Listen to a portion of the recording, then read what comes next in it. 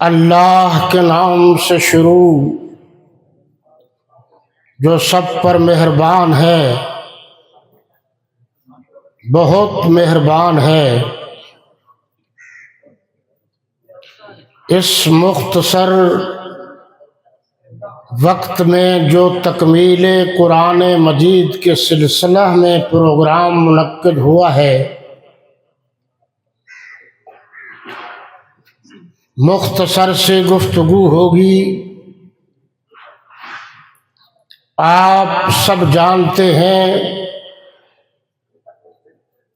کہ قرآن اللہ کا کلام ہے،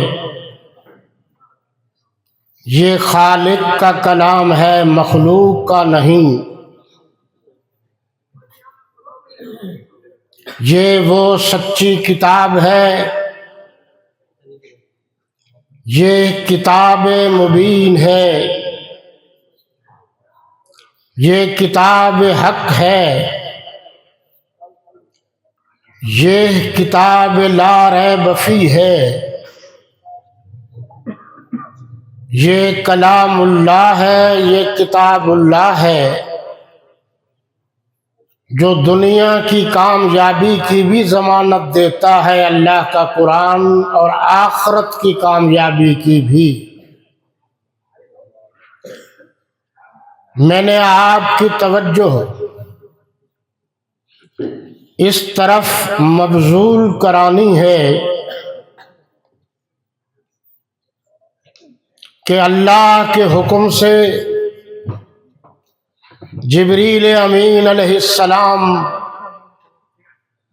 اللہ کا قرآن آقا کے پاس لائے۔ تورات، زبور، انجیل لینے کے لیے انبیاء تشریف لے گئے، لیکن اللہ کے نبی کی خصوصیت یہ ہے کہ ان کے پاس قرآن آیا، جبریل امین آیا، وہ لایا، تھوڑا تھوڑا لایا، ضرورت کے مطابق لایا۔ جہاں جہاں ضرورت تھی اس کے مطابق قرآن آیا،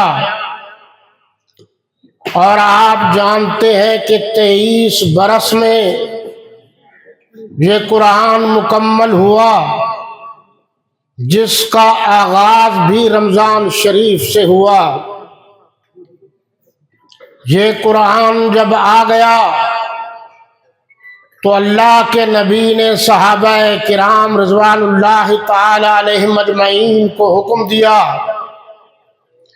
کہ اس کتاب کو لکھیں۔ 17 یا 19 صحابہ کرام کاتبین قرآن تھے، اور آپ جانتے ہیں کہ حضرت ابو بکر صدیق، حضرت عمر فاروق، حضرت عثمان غنی، حضرت علی المرتضیٰ، حضرت امیر معاویہ اور دیگر صحابہ کرام قرآن کے لکھنے والوں میں سے تھے۔ آپ ذرا غور کیجئے، اللہ کے نبی نے قرآن لکھوایا، اللہ کے حکم سے لکھوایا۔ میرے آقا نے خود اپنے دست مبارک سے قرآن نہیں لکھا، صحابہ کرام سے قرآن لکھوایا، تاکہ پتہ چل جائے کہ جو صحابہ کرام کو مانتے ہیں وہی قرآن کو مانتے ہیں، جو صحابہ کرام کے ایمان پر بحث کرتے ہیں وہ قرآن کو نہیں مانتے۔ پورے قرآن میں ایک آیت، ایک جملہ، ایک حرف ایسا نہیں جو صحابہ کرام نے نہ لکھا ہو۔ یہاں تک کہ حروف مقطعات بھی اللہ کے نبی کے حکم سے صحابہ کرام نے لکھے ہیں. ذرا غور کیجئے گا، اس کا معنی کوئی نہیں بتاتا یہ اللہ اور میرے نبی کا راز ہے. صحابہ کرام نے اس کا معنی نہیں بتایا تو کوئی نہیں بتا سکتا. صحابہ کرام نے اس کو فرمایا کہ یہ اللہ اور اس کے رسول کا راز ہے، پھر راز ہی رہا. آپ سوچئے، یہ الف لام میم کا لفظ صحابہ کرام کی عظمت کی دلیل ہے، انفرادیت کی دلیل ہے، صحابہ کرام کے ناموس کی دلیل ہے، صحابہ کرام کی حقانیت کی دلیل ہے، صحابہ کرام کی سچائی کی دلیل ہے. اگر صحابہ کرام یہ الفاظ نہ لکھتے تو قرآن میں موجود نہ ہوتے. یہ الفاظ بتا رہے ہیں کہ ان کے لکھنے والے صحابہ کرام. کون کہتا ہے کہ کسی کی مرضی مانے یا نہ مانے، صحابہ کرام کی عظمت کا انکار قرآن کا انکار ہے. سورہ توبہ کے شروع میں بسم اللہ الرحمن الرحیم نہیں لکھی گئی، صحابہ کرام نے نہیں لکھی، تو آج تک کسی نے لکھی ہے؟ اگر صحابہ کرام کو قرآن سے الگ کرو گے، نہ قرآن بچتا ہے، نہ دین اسلام بچتا ہے، نہ تاجدار ختم نبوت کا سلسلہ بچتا ہے، نہ وحدانیت و کبریائی کا سلسلہ بچتا ہے. صحابہ ہے تو اسلام ہے، صحابہ نہیں ہے تو اسلام نہیں ہے. قرآن کے بارے میں شک، اور قرآن نے واضح کہا ہے کہ جنت صحابہ کے لیے تیار کی گئی ہے اور سارے کے سارے اس جنت میں جائیں گے. فرمایا والسابقون الاولون من المہاجرین والانصار والذین اتبعوهم بإحسان رضی اللہ عنہم ورضوا عنہ. اور دوسری جگہ اس کی تفسیر بھی آ گئی کہ رضی اللہ عنہم ورضوا عنہ کون ہے؟ اولئک حزب اللہ، یہ اللہ کی جماعت ہے، یہ حضور کی جماعت بھی ہے، صحابہ اور اللہ کی جماعت بھی ہے. ایک بطور چیلنج آپ کے سامنے بات رکھ رہا ہوں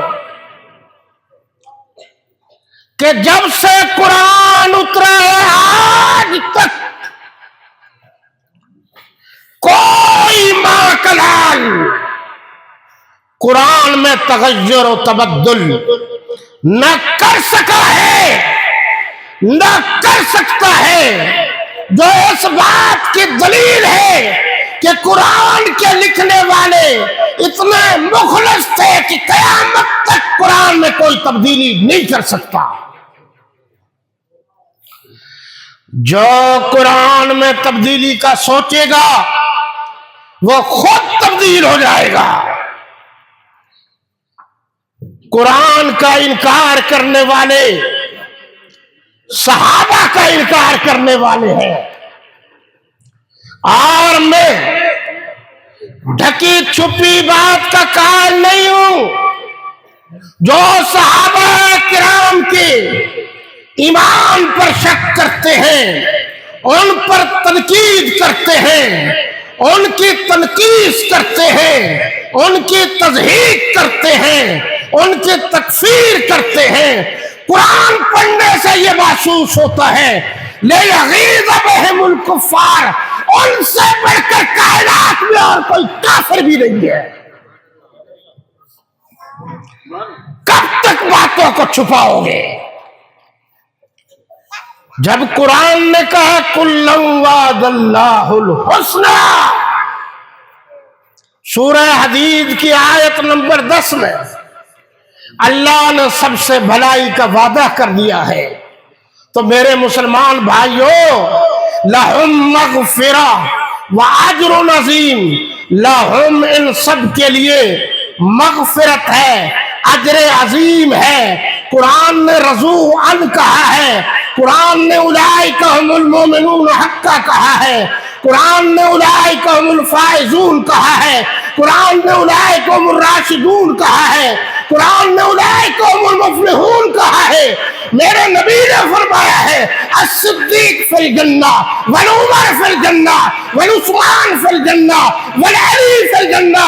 جو قرآن کو نہیں مانتا، حضور کے فرمان کو نہیں مانتا، وہ کائنات میں ہندو سے بڑا کافر ہے، سکھ سے بڑا کافر ہے، یہودی سے بڑا کافر ہے۔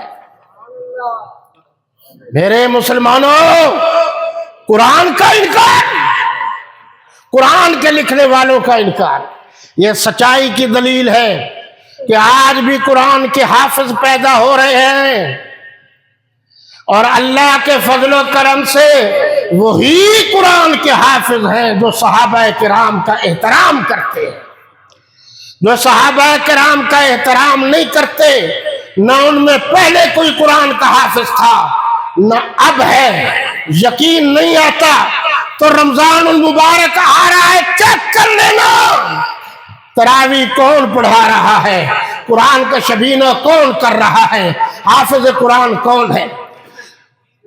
میں تو اتنا ہی سمجھتا ہوں کہ جس طرف چشم محمد کے اشارے ہو گئے، جتنے ذرے سامنے آئے ستارے ہو گئے، صحابہ کے بغیر نہ قرآن یاد ہوتا ہے نہ قرآن سمجھ میں آتا ہے۔ حیات باقی، ملاقات باقی، وما علینا الا البلاغ۔